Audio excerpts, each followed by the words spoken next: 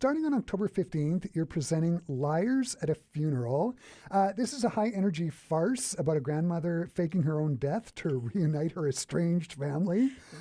When did you first see it, and what drew you to this play for a season opener? Yeah, actually, I have never seen it, but I'm an expert in reading plays. It's part of my job. So as part of the search for this position, we have to, applicants have to put together a sort of a proposed season, just so the board can sort of see how you're thinking.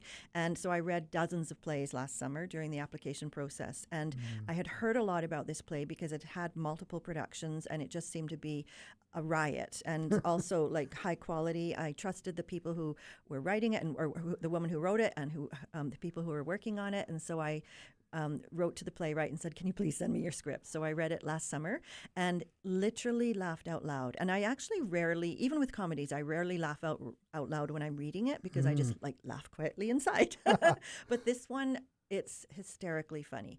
It also has sort of a little twist at the end that makes you sort of feel all the feels as well. And that to me is the magic formula of an ability to sort of make us laugh and relax and just have a great time. But there also is a little bit of substance as well. Mm-hmm. It is a farce. You're the director. When I think of farce, the first thing that pops in my mind is Fawlty Towers, maybe Three's Company. I'm a child of the 80s, that whole thing.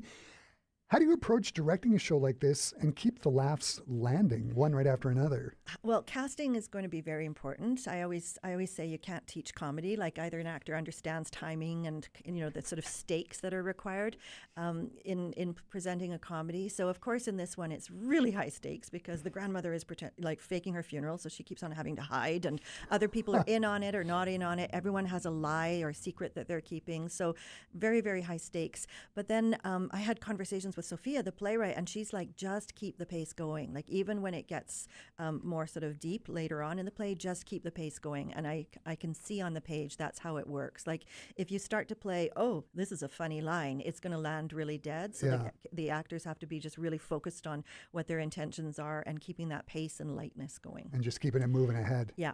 Mm-hmm.